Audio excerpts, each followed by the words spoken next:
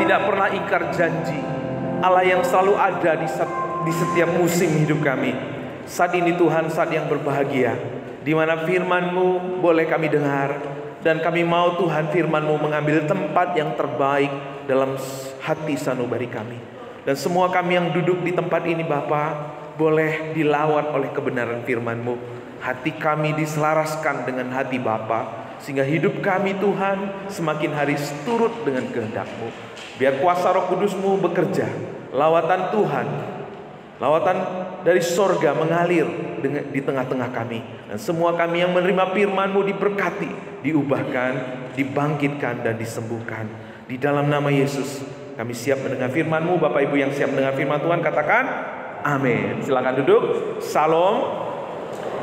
Kita memasuki seri kedua dari seri khotbah kita, nilai tertinggi. Minggu yang lalu kita belajar di mana hatimu berada. Nah, hati kita berkaitan dengan nilai. Nilai kita menunjukkan hati kita. Di mana kita taruh hati kita, disitulah kita menaruh nilai tertinggi dalam kehidupan kita. Masalahnya kita sering menaruh nilai tertinggi kepada sesuatu yang nilainya sementara, nilainya panah. Makanya hati kita sering terluka, kecewa. Waktu kita kecewa, kita sulit untuk menilai yang mana benar, mana yang salah. Karena kita menjadi orang yang subjektif. Cewek yang baru diputusin oleh beberapa laki-laki, dia akan bilang semua laki-laki itu jahat. Demikian juga perempuan, demikian juga laki-laki. Karena apa? Pandangan kita dipengaruhi oleh apa yang menjadi situasi hati kita. Hati kita licik, kata Yeremia. Licik, lebih licik daripada segala sesuatu. Licik, kalau kita mau jujur, kita sering sekali licik hati kita. Waktu kita suka sama seseorang, meskipun jahat yang dia lakukan, benar yang dia lakukan, kita bilang. Waktu kita suka sama seseorang, waktu kita nggak suka sama seseorang, meskipun sebaik apapun dia lakukan, baik nggak orang itu? Jahat kita bilang. Kenapa? Hati kita licik. Maka waktu kita hidup dengan hati, menaruh hati kita kepada sesuatu yang nilainya sementara, nilainya panah, kita akan menemukan apa Bapak Ibu? Kesia-siaan. Orang yang berusaha menjaga nama baiknya, bekerja, berbuat baik supaya nama baiknya bagus, tapi waktu dia mati, keturunan kedua udah lupa nama baiknya. Semua sia-sia. Waktu kita masih, kemarin ngobrol sama Pak John Pak ya, waktu orang masih muda, kerja, ya, dia nggak ada waktu untuk menikmati uangnya. Waktu tua, sakit, nggak bisa menikmati uangnya. Ada orang yang punya duit tapi nggak punya waktu. Ada orang yang punya waktu tapi nggak punya duit. Ada orang yang punya segalanya tapi nggak punya tenaga lagi, saudara. Semuanya sia-sia. Tuhan tidak merencang jemaat Gereja Baptis Pabaton untuk hidup dalam kesia-siaan. Karena Tuhan sudah menebus kita dari cara hidup kita yang lama. Tuhan menebus kita bukan dengan barang yang panah. Selama ini kita hidup dengan segala sesuatu yang panah. Tuhan sudah tebus kita di atas kayu salib. Sehingga hari ini saudara dan saya harus sadar, kita tidak boleh lagi hidup untuk segala sesuatu yang panah. Amin. Kita dipanggil Tuhan untuk hidup dalam kekekalan, hidup dalam nilai kekekalan. Kenapa? Waktu kita tahu kita ditebus Kristus, kita bukan milik kita lagi, tapi milik Kristus. Kalau Kristus menjadikan kita hartanya, mengapa kita tidak menjadikan Kristus menjadi harta abadi kita? Kalau Kristus menjadi harta abadi kita, maka hati kita ada di sorga. Hati dan pikiran kita tertuju kepada sorga, ngengat dan karat tidak pernah merusaknya. Seri khotbah yang kedua adalah, judulnya adalah, apa judulnya Bapak Ibu tadi? Cara pandang. Nah, apa yang ada di hati kita menentukan cara pandang kita. Kalau orang di hatinya itu ada duit, ya, maka segala sesuatu itu diukur dengan duit. Pertemanan diukur dengan duit. memberi persembahan. Nanti kalau aku kasih persembahan saya, aku dapat apa? Semua pekerjaan diukur dengan duit, pakai semua diukur dengan duit. Kenapa? Itu yang ada di hatinya. Tentu mari kita melihat apa kata firman Tuhan tadi dalam Matius 6 ayat 24 sampai 25 kita tadi sudah baca, ya. Tapi saya akan baca di ayat yang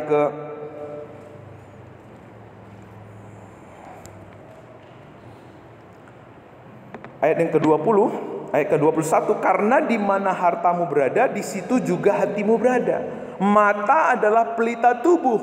Jika matamu baik, teranglah seluruh tubuhmu.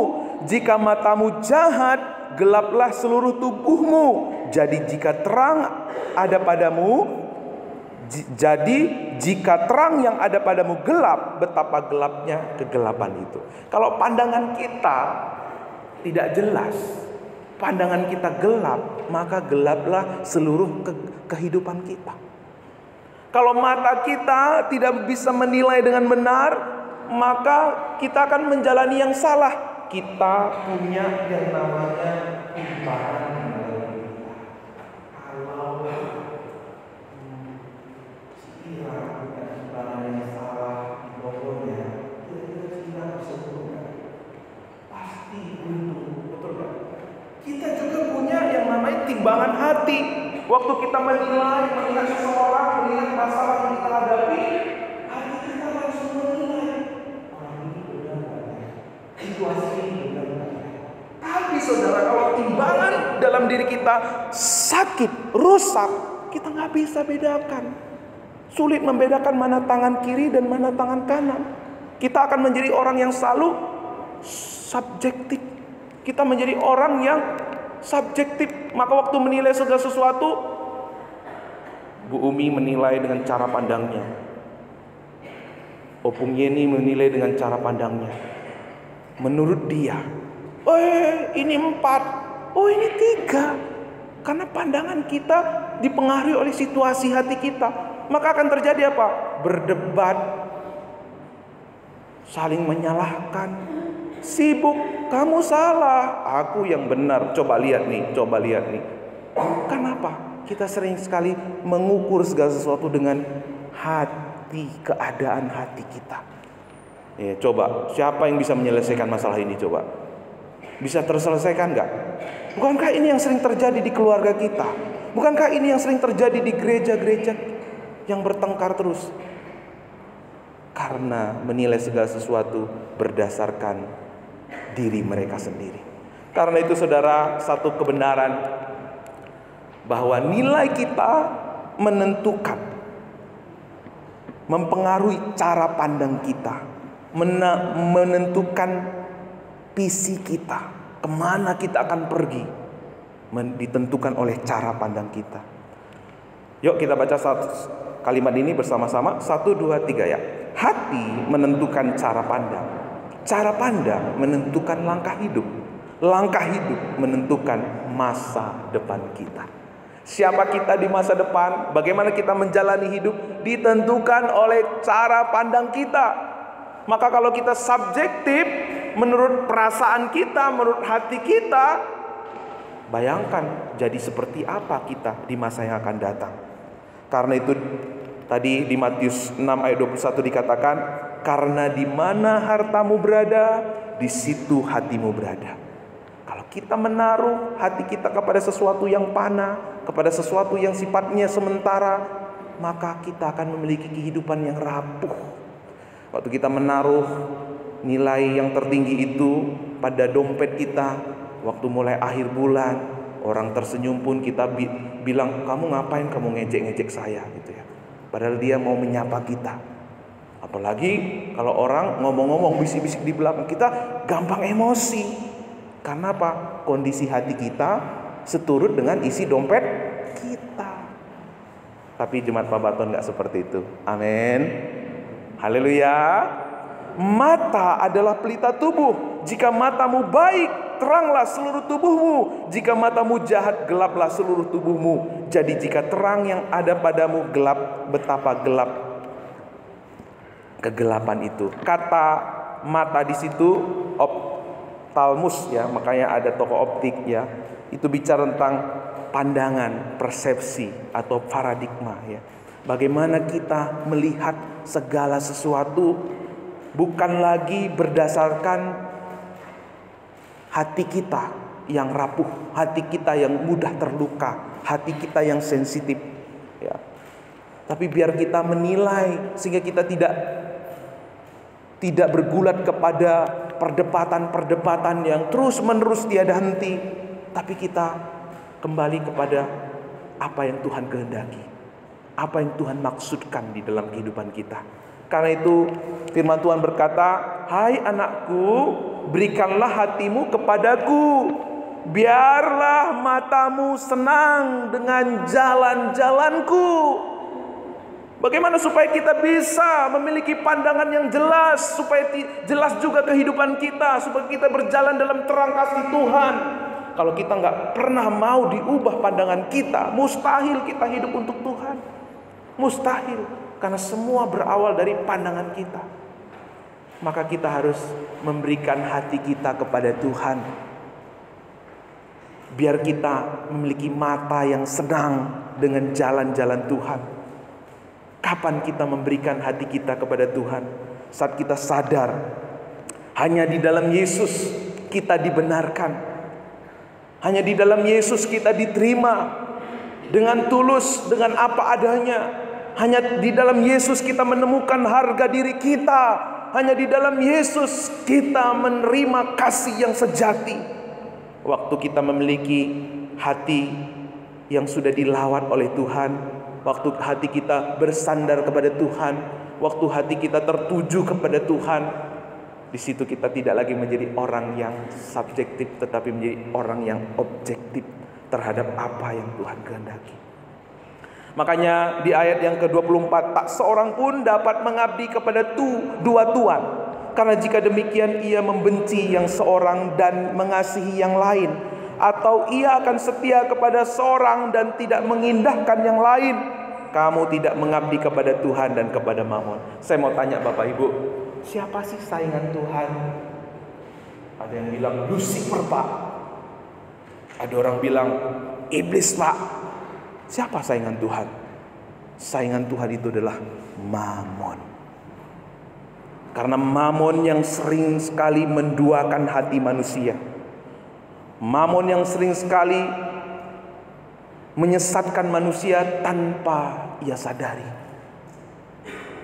Sering sekali orang menggunakan Tuhan untuk mendapatkan Mamon. Itu yang paling menyesatkan. Karena gak pernah ada orang menggunakan Lucifer untuk mendapatkan Tuhan. Betul gak? Karena belum pernah ada orang yang datang ke dukun supaya kenal Tuhan. Gak ada. Tapi orang menggunakan Tuhan untuk mendapatkan Mamon.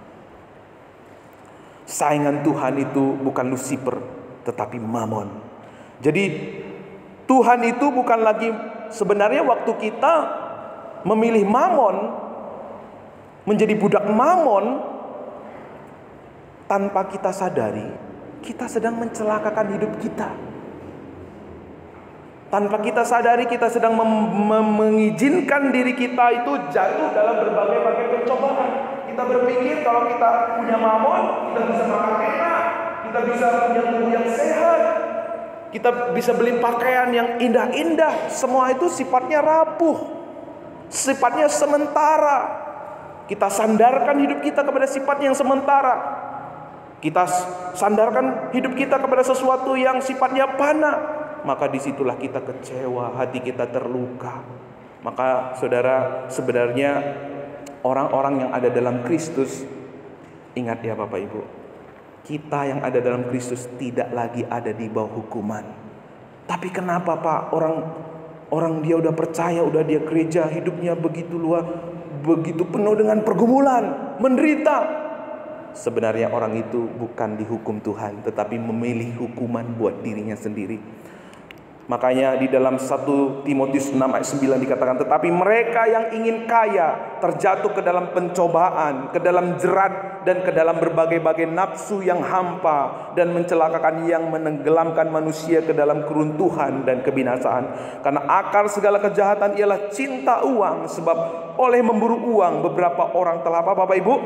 Menyimpang dari iman. Terus apa? Menyiksa dirinya dengan berbagai-bagai duka. Baru kemarin saya ditelepon oleh seorang suami. Bang, dia muslim Bapak Ibu. Bang, saya sekarang ditinggal sama istri saya. Kenapa? Utang kami banyak. Kenapa ngutang? Nggak tahu, istri saya nggak tahu jujur dia atau tidak ya. Saya sudah gadaikan ladang saya 100 juta. Belum juga nutup Pak. Saya udah kerja setahun ini di Batam, belum juga nutup Bang. Akhirnya nggak ada lagi yang perlu bisa dijual. Akhirnya ditinggal oleh istrinya, anak-anaknya ditinggal. Sebenarnya bukan Tuhan yang menghukum, tapi dia yang memilih hukuman untuk dirinya sendiri. Karena akar segala kejahatan apa Bapak Ibu? Cinta uang. Kita sering sekali diperhadapkan dengan dua pilihan, Tuhan dan apa? Uang. Kita diperhadapkan dua pilihan ini. Mungkin kalau ditanya, Pak, siapa yang terutama di dalam hidup Bapak, Pak? Saya yakin semua kita, kebanyakan kita akan berkata, Tuhan, Pak. Tapi kalau Anda mau tahu, saudara cinta Tuhan atau cinta uang, saya kasih tahu indikasinya. Indikasi ada dua. Kalau Anda berpikir bahwa kalau Anda punya uang yang banyak, maka masalah saudara akan lebih sedikit. Itu sebenarnya saudara cinta uang. Indikasi yang kedua, ketika saudara memandang diri saudara sendiri atau orang lain itu terhormat, lebih terhormat dan berharga, kalau dia banyak uang, saudara sebenarnya cinta uang.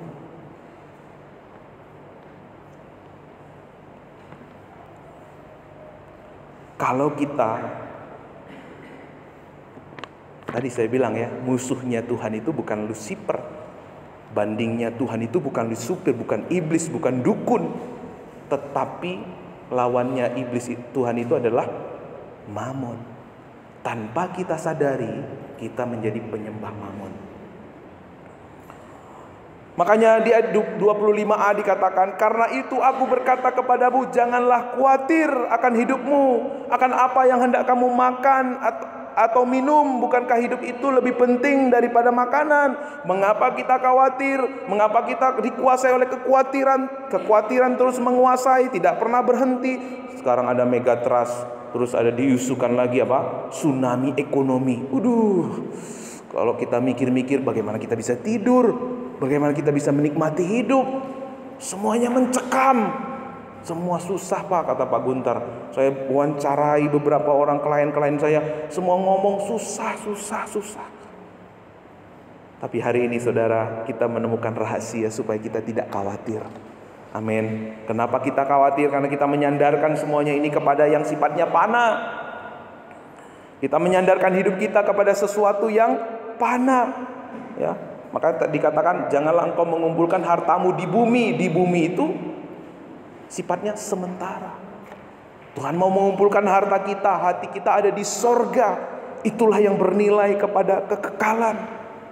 Ya.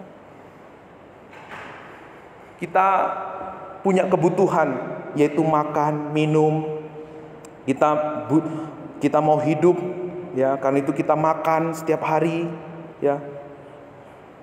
Di sini saya sudah buat Bapak Ibu. Ini tadi malam saya kerjain sampai tadi pagi lembur supaya bisa menjadi berkat ya buat kita semuanya. Nah, kita sering berpikir bagaimana Pak supaya saya bisa makan. Makanan ini tidak berbicara tentang hanya makan saja. Kalau kita mau jujur, kemana uang kita paling banyak kita gunakan? Coba kalkulasikan sebulan kemarin, kemana? Untuk makanan, betul ya? Ada juga yang mau mengkocek kantong, sekali makan itu 3 juta, 5 juta, padahal hanya untuk 9 senti aja, kenikmatan 9 senti. Tapi makan ini tidak hanya berbicara untuk makan, tapi kesenangan, kenikmatan, dan hobi. Ini semua sering sekali menguras energi kita, menguras tenaga kita, menguras seluruh potensi kita. Lalu dikatakan lagi di ayat yang ke-25b, dan janganlah kamu khawatir akan tubuhmu, akan apa yang hendak kamu pakai. Bukankah tubuh itu lebih penting dari pakaian? Kita berusaha untuk memilih pakaian yang bagus. Kalau pakaian yang kurang bagus, kita kurang pede, kita kurang percaya diri. Tapi pakaian ini tidak hanya bicara tentang baju yang kita pakai, perhiasan yang kita pakai, ya, rumah yang kita tempati, terus apa Bapak Ibu? Mobil. Ya, kalau ketemu teman-teman, kamu tadi naik apa ke sini? Sering ya bertanya begitu. Naik apa ke sini? Naik motor. Kalau naik motor itu saya sebenarnya mengalihkan pembicaraan gitu ya. Karena apa? Naik motor gitu. Menaruh harga dirinya, penerimaannya kepada barang-barang yang dia pakai. Ini sifatnya panah. Ya, kita juga menyadarkan diri kita kepada uang kita.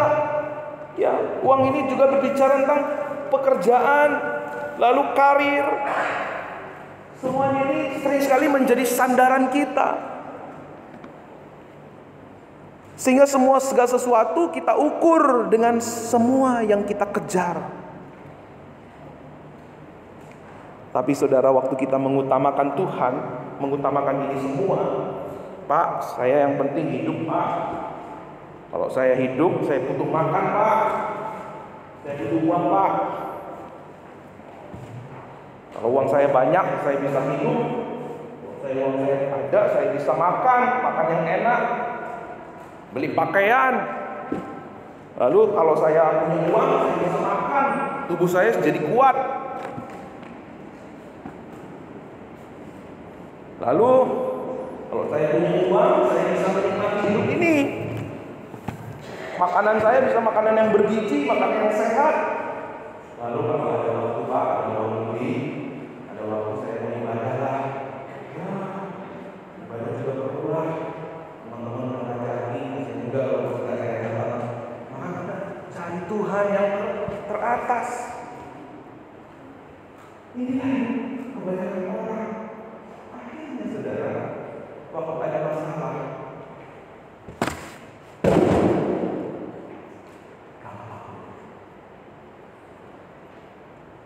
dan Tuhan mengizinkan ini terjadi supaya kita tahu apa yang paling berharga di dalam hidup kita. Karena sering sekali ini Bapak Ibu, nilai tertinggi mulai bersinar, mulai kita sadari saat ada apa? Bencana. Waktu kita membangun kehidupan seperti ini, Tuhan itu yang terakhir. Tuhan itu nomor sekian, bukan Tuhan yang terutama. Tuhan itu terakhir. Kalau semua udah beres, nama baik saya bagus, saya diterima oleh banyak orang, saya terkenal baik, itu udah keren seperti ini. Tapi keluarga yang seperti ini, boom, waktu sakit, semuanya yang tidak mengarah. Waktu ada orang yang macam-macam, makanya saudara, waktu orang dunia kerja uang banyak, biasanya larinya kemana? Punya jabatan, betul ya? Waktu sudah punya jabatan yang tinggi, larinya kemana? Ke tambah istri, betul nggak? Karena apa? Nilai kepuasannya kepada yang panah, nggak ada ujungnya, nggak ada puasnya. Begitu dapat musibah, boom. Pak, kalau seorang bertanya, kalau rumahmu kebakar, apa yang pertama kamu selamatkan? Wah, saya akan selamatkan laptop saya, Pak. Ya, kenapa? Karena di dalam laptop saya itu banyak file-file yang penting, ada foto-foto keluarga. Kalau kamu mati, keluargamu mati, untuk apa itu? Sering sekali kita lupa bahwa yang utama adalah kehidupan. Tapi sering sekali kita sadarkan, kita lupa menyadarkan kehidupan kita kepada sesuatu yang nilainya. Seharusnya apa, saudara? Seharusnya Tuhan Yesus Kristus, Tuhan itu pimpinan Roh Kudus yang utama dalam hidup kita, firman Tuhan yang menuntun kita setiap hari. Baru kita bangun kehidupan kita. Kehidupan itu bicara hubungan keluarga dan komunitas. Kita bangun kita di atas Tuhan. Kalau kita punya mobil, kita punya pakaian, kita punya rumah, semuanya ini sarana untuk kita dibangun di dalam Tuhan. Kalau kita punya karir, kita punya pekerjaan, kita punya uang ini bukan milik saya, uang ini milik Tuhan. Kalau uang ini milik Tuhan, bukan untuk kenikmatan saya, bukan untuk kehebatan saya, tapi untuk maksud Tuhan. Maka hidup kita seperti ini, kita bangun seperti ini. Kalau saya punya makanan, ya sesekali boleh makan enak, sesekali lalu, tapi bukan jadi gaya kita. Kita jadi seperti ini, Bapak Ibu, kira-kira seperti ini, baru kita bangun hidup kita seperti ini. Inilah kehidupan yang kita bangun. Amin. Karena sekarang kita terus bukan dengan barang yang mahal, bukan dengan makanan, bukan dengan tubuh, bukan dengan pakaian perhiasan, bukan dengan uang, tapi kita terus dengan dharma, harganya sudah lunas. Kita tidak perlu lagi hidup untuk semua yang parah ini, kita hidup untuk Tuhan dan karena Tuhan. Maka waktu ada bencana pun, dia tetap berdiri dengan kuat. Dan inilah hidup saudara dan saya yang selalu mau dibangun di dalam Tuhan. Amin. Yang setuju katakan amin. Puji Tuhan, saudara. Karena itu aku berkata kepadamu, jangan khawatir akan hidupmu, akan apa yang hendak kamu makan, akan hendak apa yang kamu akan pakai. Bukankah hidup itu lebih penting daripada makanan? Dan janganlah kamu khawatir pula akan tubuhmu, akan apa yang hendak kamu pakai. Bukankah tubuh itu lebih penting dari pakaian? Kalau kita nggak tahu apa yang menjadi nilai, kalau kita nggak bisa menemukan nilai tertinggi, kita nggak bisa menata hidup kita. Karena itu kita perlu mengenal Tuhan yang menjadi nilai tertinggi kita. Mengapa kita harus ibadah setiap seminggu sekali? Supaya hati kita ini dikalibrasi, diselaraskan dengan hati Tuhan. Kenapa kalau pendeta itu kalau ada yang nggak datang pasti di WA, ditanyain, dikunjungin gitu ya? Karena kalau hati kita nggak dikalibrasi, kita nggak bisa menyembah. Kenapa kita perlu hadir setiap minggu di gereja ini, tempat rumah yang Tuhan sudah siapkan buat kita, supaya hati kita dikalibrasi, hati kita diselaraskan dengan hati Tuhan, sehingga kita tidak lagi menilai segala sesuatu di dalam hidup ini dengan subjektif, tapi kita menilai dengan objektif. Kalau semua suami-suami, istri-istri menilai dengan dirinya sendiri, kapan ketemunya, kapan sehatinya? Kalau kita melayani, tapi hati kita nggak mau dikalibrasi oleh firman Tuhan, nggak pernah mau merendahkan diri untuk menerima pengajaran dari Tuhan, tenang, HP-nya nggak bernilai, jadi jatuh juga nggak apa-apa, karena HP murah. Kalau kita nggak mau diajar, bagaimana hati kita bisa selaras untuk mengerjakan pekerjaan Tuhan di tempat ini? Makanya saya sangat mengapresiasi saudara yang merendahkan diri untuk selalu mau belajar, mau sharing, mau bertanya, saudara. Karena ketika saudara akan menemukan nilai tertinggi itu adalah Tuhan, saudara bisa mengapa? Kalau nggak menemukan nilai tertinggi, saudara pikir tubuh ini yang paling tinggi nilainya, sehingga tubuh ini di bawah. Kalau saudara nggak bisa menemukan nilai tertinggi, maka uang, pakaian ini semua punya potensi untuk mengambil tempat yang terbaik dalam hati kita. Makanya hati kita sering sekali rapuh. Waktu kita tidak mengutamakan Tuhan, maka ujungnya maka banyak orang akan jatuh dalam perjudian, mabuk, perempuan. Kenapa? Mereka menaruh di hidup mereka sesuatu yang rapuh. Ketika mereka menaruh hidup mereka kepada sesuatu yang rapuh, mereka kecewa, keterikatan, pergaulan bebas, kecanduan, dan semuanya hancur, saudara. Makanya kadang kita bersyukur ya kalau terjadi suatu bencana. Karena waktu bencana itu terjadi kita tahu, seperti tsunami beberapa tahun yang lalu, gempa, longsor, baru di situ kita sadar, oh iya, mobil yang selama ini ku bangga-banggakan gak ada harganya. Oh iya, jabatan yang kumiliki selama ini gak bisa nolong aku. Waktu terjadi tsunami, saya direktur, saya bos. Memang bisa selamat? Gak bisa. Gak laku, saudara.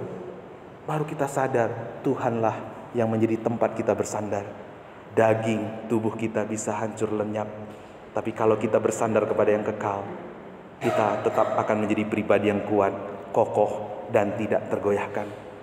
Tubuh dan pakaian, mana yang lebih penting, mana yang lebih berharga?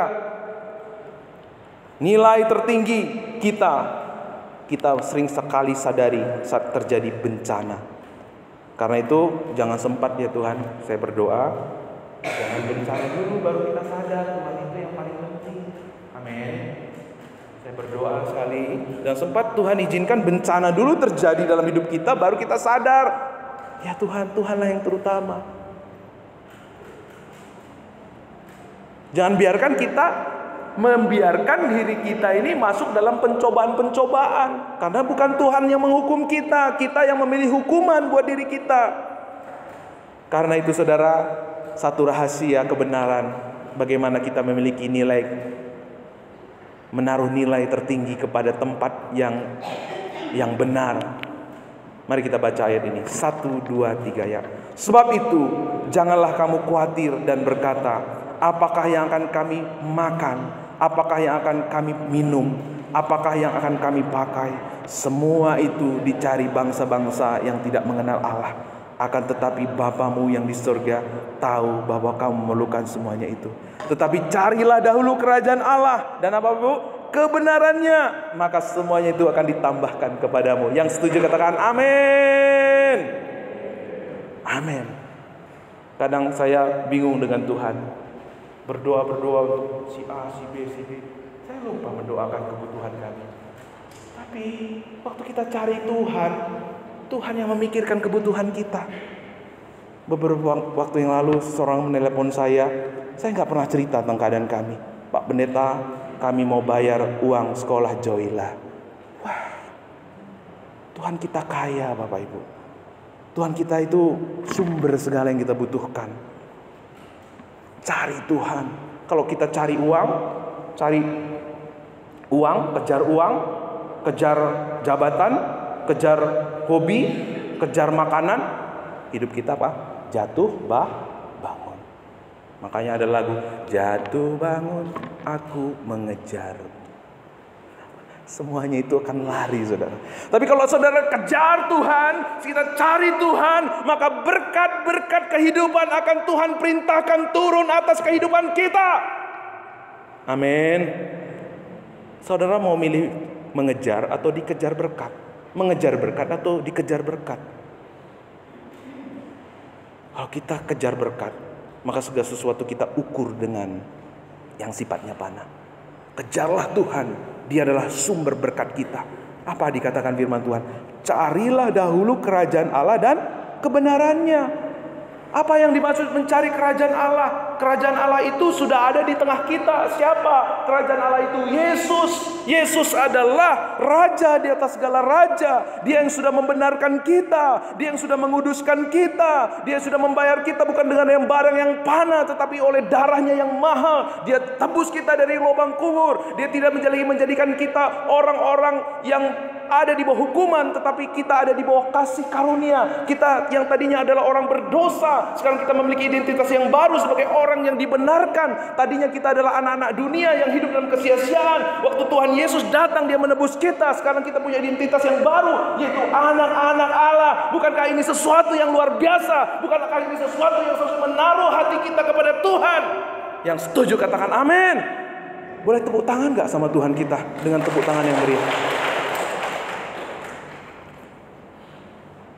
Jika kita menemukan nilai tertinggi dalam hidup kita, saat itu kita bisa menata hidup kita dengan baik. Kalau enggak, maka hidup kita akan kacau. Kita nggak bisa menentukan mana yang tertinggi, mana yang terutama, mana yang nomor 2, mana nomor 3. Nggak bisa. Mengapa kita lupa menjadikan Tuhan itu segalanya dalam hidup kita? Kemarin kita ngobrol-ngobrol sama Pak Widi. Ya, anjingnya itu diadopsi oleh seorang wanita bercadar. Nggak tahu ini dia atau bukan ya, mungkin ya Pak De ya. Saya cuma cari tadi di internet. Lalu Pak Marolop juga anjingnya hilang, belum ketemu sampai sekarang ya Pung ya. Sayang banget Pung sama anjingnya.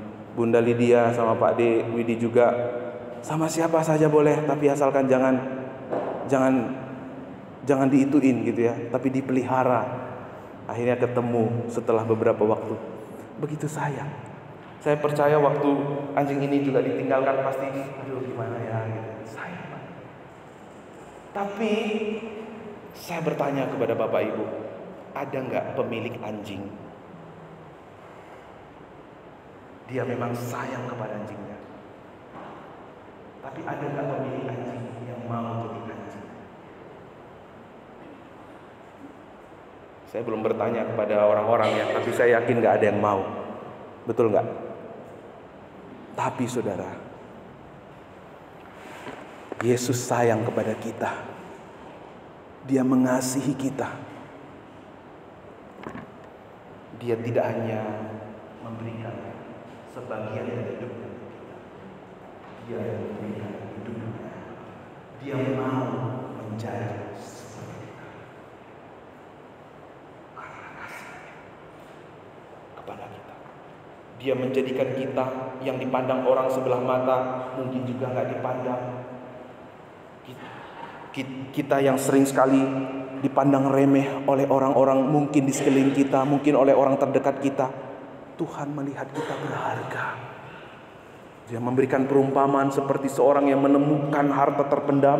Dia pendamkan lagi hartanya, lalu dia jual semua harta yang dia miliki untuk membeli tanah yang ada harta terpendam di dalamnya.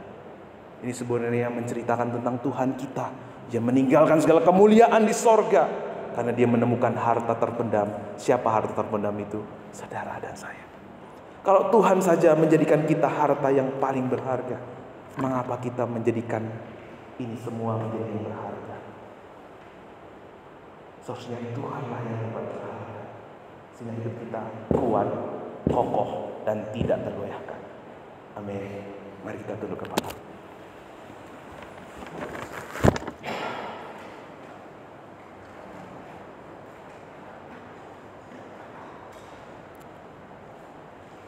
Mari kita melihat keadaan kita masing-masing.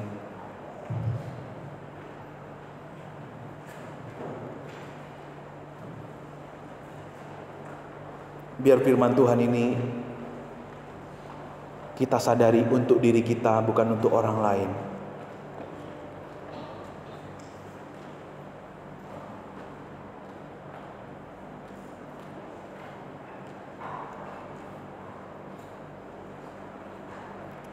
Bagaimana kita selama ini memandang segala sesuatu?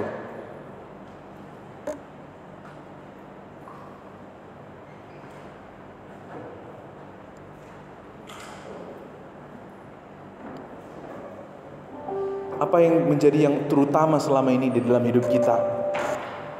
Apakah pakaian? Apa yang kita pakai supaya kita mendapatkan pengakuan? Kita merasa harga diri kita naik.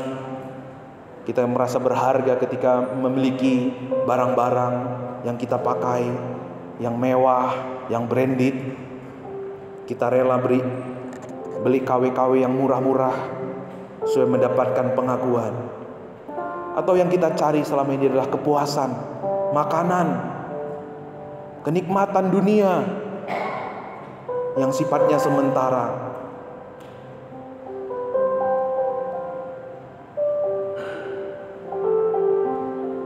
Atau yang kita utamakan selama ini bagaimana supaya tubuh kita sehat. Tapi banyak orang yang memiliki semuanya ini jatuh di dalam kesia-siaan.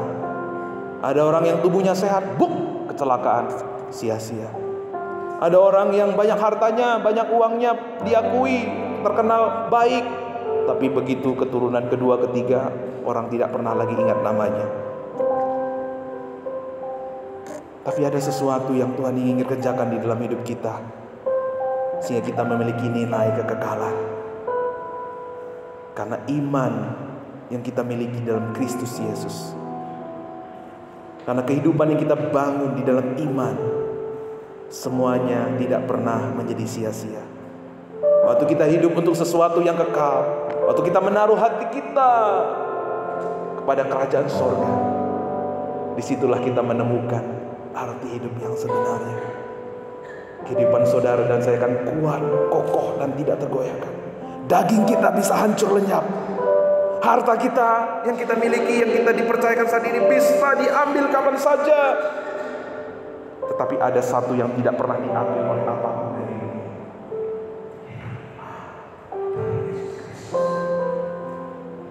Kalau saudara membangun keluarga kekal. Kalau saudara membangun bisnis di dalam Kristus, bisnismu bernilai kekekalan. Kalau saudara membangun satu relationship, maka hubunganmu bernilai kepada kekekalan. Bukan Tuhan yang mengakui, bukan manusia, sekadar manusia, tapi Tuhan yang mengakui. Sehingga iman kita juga akan hidup di hati banyak orang, dan mereka memuliakan Bapa di surga.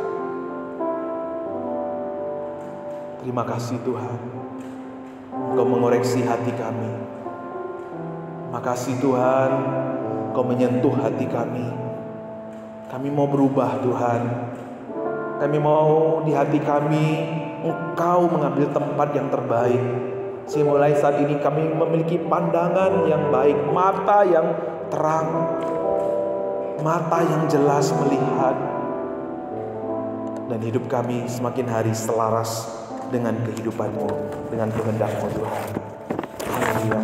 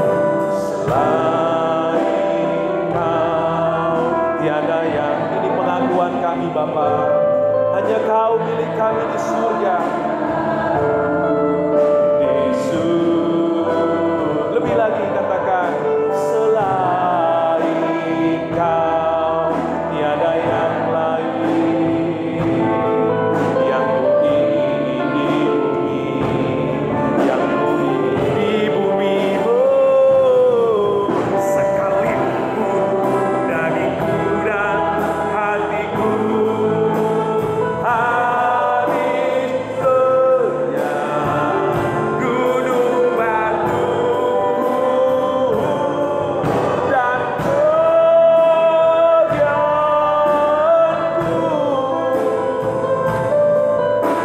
Tetaplah Allah selama, serukan dengan kesungguhan. Oh, sekalipun dagingku dan hatiku habis lenyap gunung batu dan goyangku,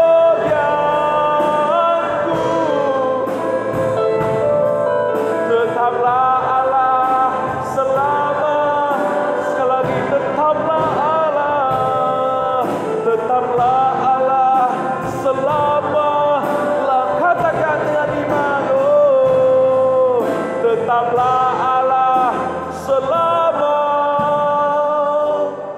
lamanya. Engkau tetap Allah di hidup kami.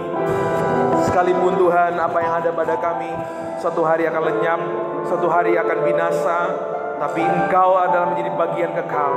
Kami tetap teguh, kami tidak pernah goyah, karena Engkau yang menjadi dasar kehidupan kami, Tuhan. Terima kasih buat apa yang sudah disampaikan hari ini. Biar hati kami dilembutkan, firman menjadi rema, tidak pernah sia-sia, mengubah hidup kami, Tuhan, saat ini. Yang boleh menata hidup kami, karena kami menaruh Engkau sebagai dasar, fondasi. Engkau adalah cornerstone bagi buat setiap kami, Tuhan. Sehingga kami tidak akan pernah goyah lagi, kami tidak akan pernah takut lagi, kekhawatiran tidak akan pernah lagi menguasai hati dan pikiran kami, Bapa. Tapi kami boleh menata hidup kami selaras dengan kehendak Tuhan. Terima kasih, Tuhan, terima kasih. Hamba-Mu terbatas dalam berkata-kata, tapi kuasa Roh Kudus-Mu, Tuhan, tidak terbatas bekerja, berkarya dalam setiap kehidupan kami, Tuhan. Terima kasih.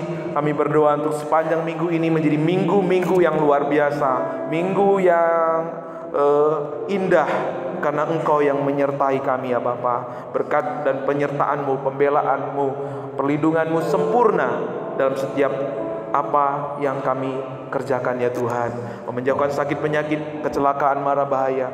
Berikan kami selalu hati yang rendah hati, Bapa. Hati yang selalu mau belajar, Bapa. Hati yang selalu dengar-dengaran akan suara-Mu. Hati yang selalu mau dituntun oleh roh kebenaran-Mu, ya Bapa. Terima kasih, Tuhan Yesus. Terima kasih yang sedang mencari. Hamba berdoa mereka menemukan apa yang dicari. Hamba yang sedang bergumul, mereka menang atas setiap pergumulan yang Tuhan izinkan terjadi. Yang sedang sakit, mereka mengalami kesembuhan, kekuatan dan pemulihan dari sorga. Dan yang sedang lemah iman dikuatkan lewat firman-Mu hari ini, Bapa. Yang sedang mundur, Engkau tarik kembali bersama-sama kami di tempat ini, berlomba-lomba setia melayani Tuhan, memberi hati kami, memberi hidup kami untuk dipakai oleh Tuhan. Terima kasih. Anak-anak dalam kandungan kami berkati, Kok kami berkati di dalam nama Yesus, tumbuh sehat, mamanya sehat dan juga anaknya sehat, dan anak kelahiran anak ini, Bapa, membawa kemuliaan bagi nama Tuhan. Terima kasih, Tuhan Yesus. Anak-anak muda kami yang sedang bergumul untuk jodoh, Kau temukan mereka dengan pasangan yang sepadan, yang takut akan Tuhan, yang menyempurnakan mereka, Tuhan, untuk menunaikan tugas panggilan-Mu. Dan kami berdoa untuk anak-anak muda kami yang sedang membutuhkan pekerjaan, Tuhan memberikan pekerjaan yang terbaik, yang layak, sehingga lewat pekerjaan ini, Bapa, gereja-Mu di tempat ini semakin hari, Bapa, semakin diperlengkapi, Tuhan. Terima kasih, Tuhan Yesus. Terima kasih, Bapak, Ibu, Saudara. Tuhan mengasihi-Mu dengan kasih yang sempurna. Engkau berharga di mata Tuhan. Ia peduli dan tahu setiap keadaan-Mu. Ia tidak pernah meninggalkan Engkau. Ia hanya memiliki rencangan yang terbaik dalam kehidupan-Mu. Engkau diterima, Engkau dikasihinya, Engkau berharga di matanya. Oleh sebab itu, mari arahkan hatimu, tengadahkan tanganmu, pandang wajah Kristus yang penuh dengan kemuliaan, dan terimalah berkat dari Tuhan.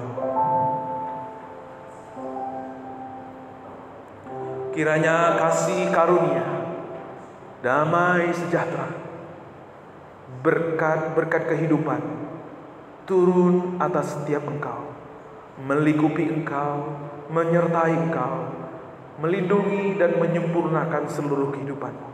Pulanglah dengan damai sejahtera yang berlimpah-limpah. Pulanglah dengan sukacita surgawi. Pulanglah, jadilah saksi, jadilah berkat dimanapun engkau berada. Karena Dia yang menyertai kita, melindungi kita, memampukan kita lewat Roh-Nya yang kudus, dari hari ini esok, dan sampai selama-lamanya. Haleluya. Amin.